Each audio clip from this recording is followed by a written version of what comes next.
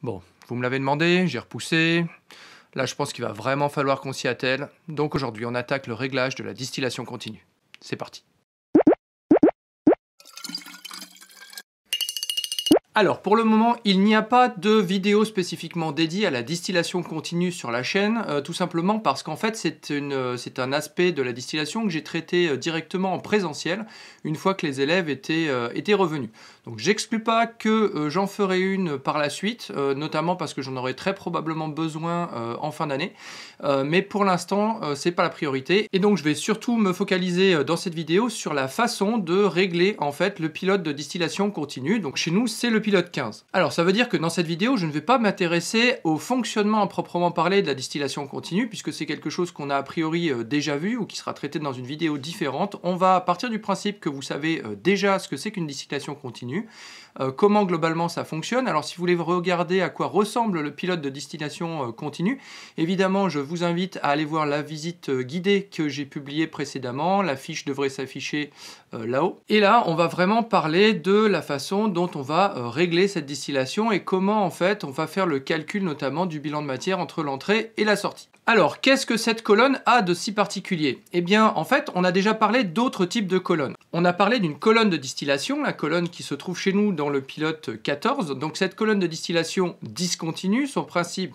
c'est de distiller le mélange qu'on lui injecte. Donc là, nous, on travaille avec un mélange eau-éthanol. Et en fait, la colonne, à aucun moment, ne va se trouver en fait en régime stationnaire. Alors, à part au tout début, quand on va mettre la colonne au reflux total avant de la mettre en production, là, effectivement, on sera en régime stationnaire en reflux total. Mais dès à partir du moment où elle est en production, en fait, on ne sera pas en régime stationnaire. Puisque le contenu de la colonne va évoluer dans le temps, puisqu'en fait, on va extraire une partie du distillat. Et comme la composition du distillat diffère de la composition moyenne de la colonne, forcément, la composition de la colonne va évoluer dans le temps, et donc la façon dont elle va fonctionner va également évoluer. Nous avons également vu dans les vidéos précédentes donc une colonne d'extraction liquide-liquide, donc je vous mets la vidéo en lien là-haut pour que vous puissiez aller y jeter un œil. Donc cette colonne d'extraction liquide-liquide, elle fonctionne en régime stationnaire. Mais ce régime stationnaire s'établit de manière spontanée, c'est-à-dire que dans cette colonne d'extraction liquide-liquide, on va régler les débits d'alimentation en phase légère et en phase lourde, on va régler les débordements. Ces débordements seront réglés de façon notamment à stabiliser la position de l'interface entre les deux phases lourde et légère dans la colonne.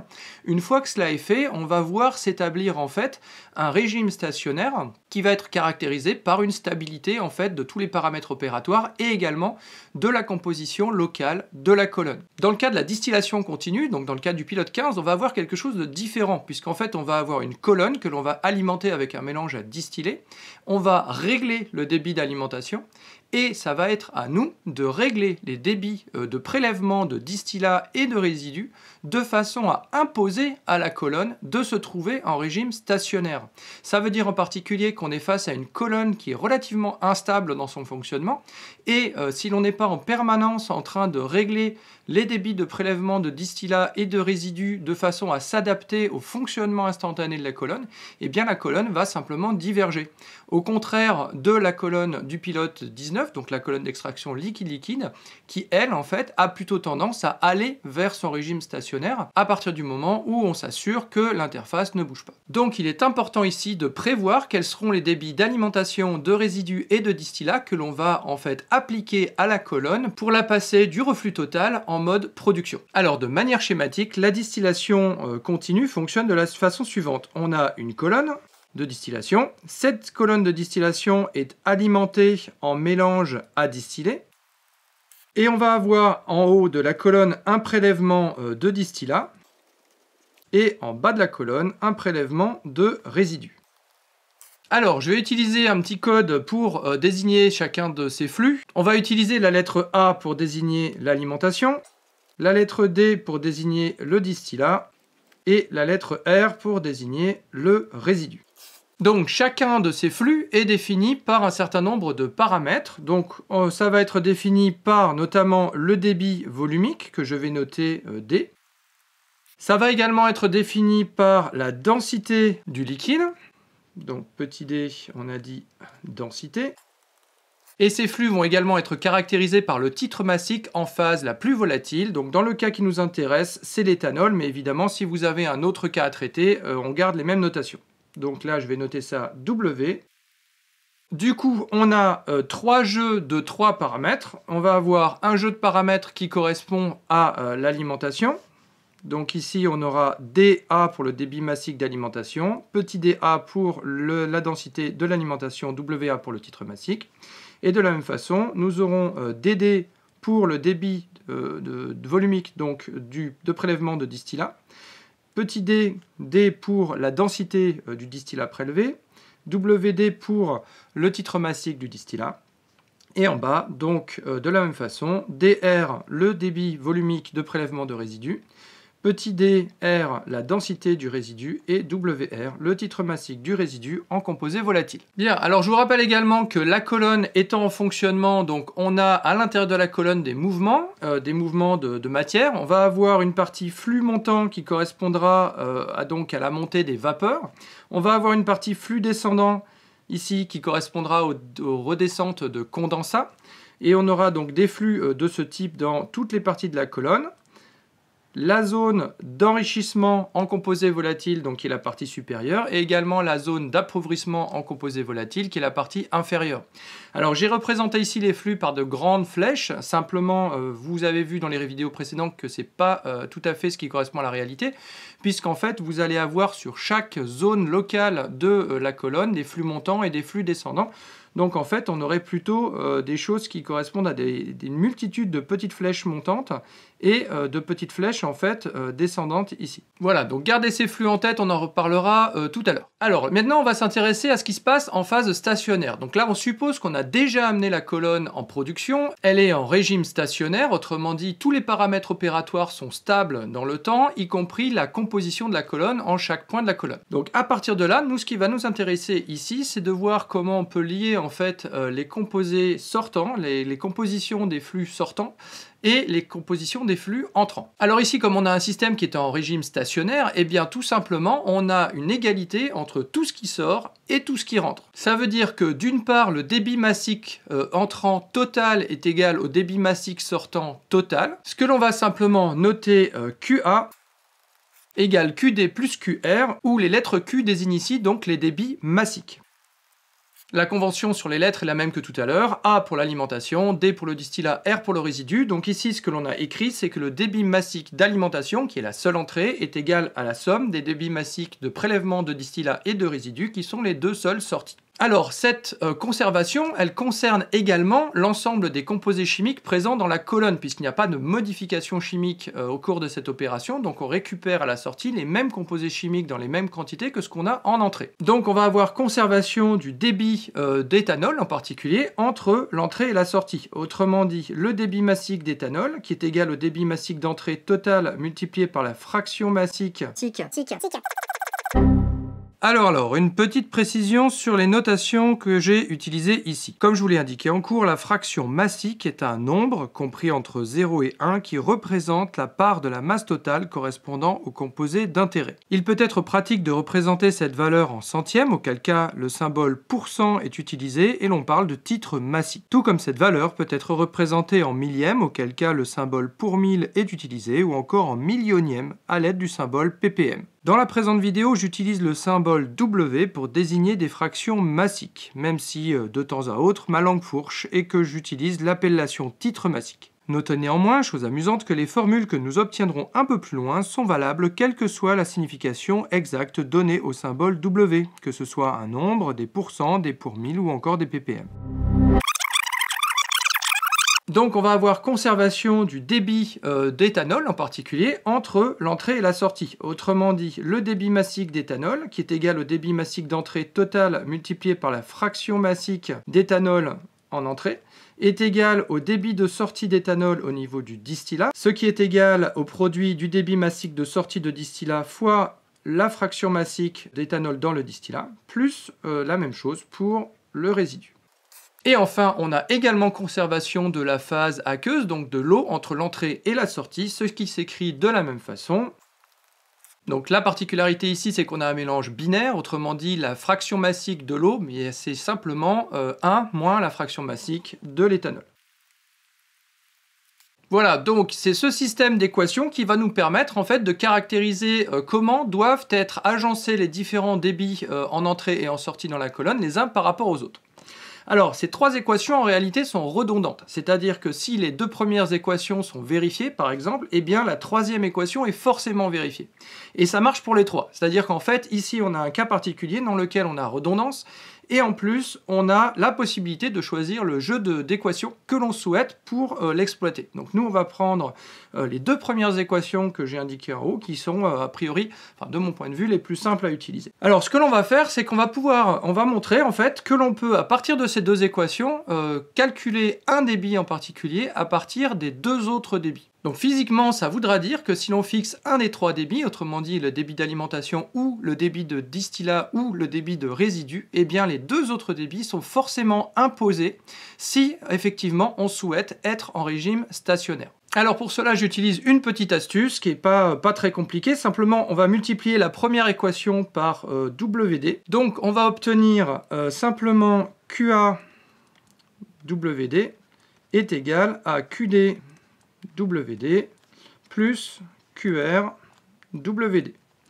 Et maintenant, on va en fait soustraire cette équation qu'on vient d'écrire ici à la deuxième équation qu'on avait, ce qui va nous permettre d'écrire que QA facteur de WA moins WD est égal à QDWD moins QDWD s'élimine, et il nous reste QR facteur de WR moins WD.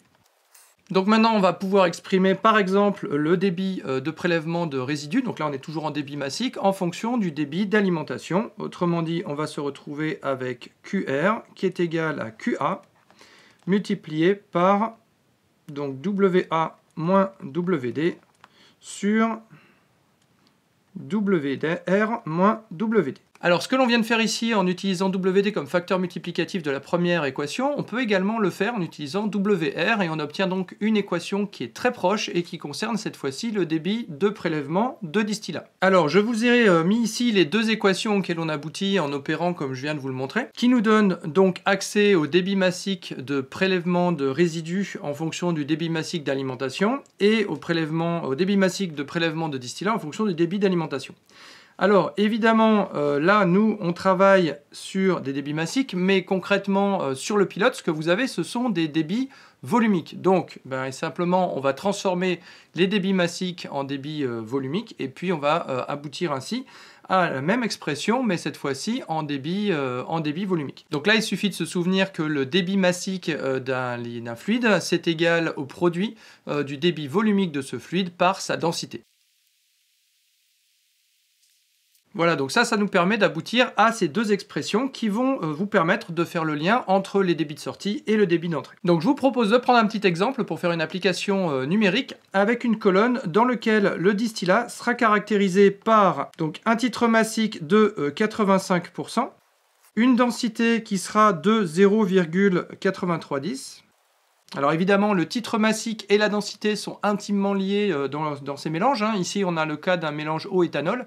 Donc on a à disposition une courbe qui permet de faire le lien entre les deux. Je vous la mets à l'écran ici, le temps d'écrire la suite, et je vous reprends juste après. Donc vous pouvez utiliser cette courbe pour bien vérifier que les données que je vous donne là sont correctes, et bien évidemment, c'est cette courbe que vous utilisez en conditions réelles pour régler votre pilote. Donc sur l'alimentation, on suppose ici qu'on a une alimentation qui est chargée à 40% en éthanol, ce qui correspond à une densité de 0,9352. Et enfin, un résidu qui va être chargé, lui, à 5% en éthanol, avec une densité correspondante de 0,9894. Voilà, dernier point, donc c'est qu'on va fixer en fait le débit d'alimentation. Donc ici, on choisit d'avoir un débit d'alimentation de 20 litres par heure. Et on va utiliser simplement les deux formules qui sont au-dessus pour déterminer les deux autres débits, le débit de prélèvement de distillat et le débit de prélèvement de résidus. Donc je vous laisse faire le calcul chez vous. Moi ici, je l'ai déjà fait. Et donc j'obtiens pour le distillat un débit de prélèvement de 9,8 litres par heure. Et pour le résidu, un prélèvement de 10,6 litres à l'heure. Alors, au passage, vous voyez, petite chose intéressante, c'est qu'on n'a pas, je vous en ai déjà parlé, on n'a pas d'additivité des volumes. Si vous additionnez les deux volumes de débit de prélèvement de distillat et de prélèvement de résidus, eh bien vous voyez qu'on a quelque chose de différent puisqu'on est ici à 20,4 litres par heure. Autrement dit, on a un volume total de sortie qui est supérieur au volume d'entrée. D'où l'intérêt de travailler uniquement avec les débits massiques qui permettent d'avoir ces lois de conservation qu'on a utilisées tout à l'heure. Alors, vous allez me dire, ok, là on a caractérisé le fonctionnement de la colonne lorsqu'elle est en régime stationnaire, mais comment on fait pour l'amener du régime dans lequel elle est en reflux total, le régime par lequel on commence en fait la manip, et comment on fait pour l'amener en régime stationnaire? Eh bien en fait, on va devoir procéder par petites touches. La première chose qu'on va faire en fait, c'est qu'on va analyser le distillat, le résidu et l'alimentation sur le pilote lorsque la colonne est en reflux total. On va ici avoir un premier jeu de données, et ce premier jeu de données donc, va nous permettre d'accéder aux densités, aux titres massiques. Et de cette façon, on va pouvoir choisir un des débits. Donc on va par exemple choisir le débit d'alimentation. Alors dans le cadre de la séance de travaux pratiques, moi ce que je vous demande de faire, c'est de choisir le débit de sortie de distillat. On peut très bien également choisir le débit de résidu. D'ailleurs, je vous invite à refaire en fait les calculs que je viens juste de faire dans le cas où on souhaiterait non plus piloter les débits sortants en fonction du débit entrant, mais piloter par exemple le débit d'alimentation et le débit de prélèvement de résidus en fonction du débit de distillat qu'on souhaite prélever, par exemple. Donc ces analyses permettent, comme je viens de vous le dire, d'accéder aux densités et aux titres massiques, et donc ça va nous permettre, à partir du choix de débit d'alimentation, de déterminer quels devraient être les débits de sortie de résidus et de distillat, pour que la colonne reste en régime stationnaire. Simplement, comme on l'a expliqué dans le cours qui porte sur le fonctionnement interne de la colonne, je vous mets la petite fiche ici si vous n'avez pas vu ce cours, et bien en fait, lorsque vous basculez la colonne en production, la répartition des composés dans la colonne et son mode de fonctionnement évolue. On peut caractériser ce nouveau mode de fonctionnement à l'aide notamment des droites de Macabétyle, on en a parlé dans cette vidéo. Mais le point ici important dans le cadre pratique, c'est que cette mise en production, comme elle va modifier en fait la répartition des éléments dans la colonne et son mode de fonctionnement, forcément va impacter les compositions de ce qu'il y aura à la sortie en haut de colonne, en tête de colonne, et à la sortie en pied de colonne. Autrement dit, on n'aura plus, une fois que la colonne a été mise en production, tout à fait les mêmes compositions de distillat et de résidus que ce que l'on avait quand on était en reflux total.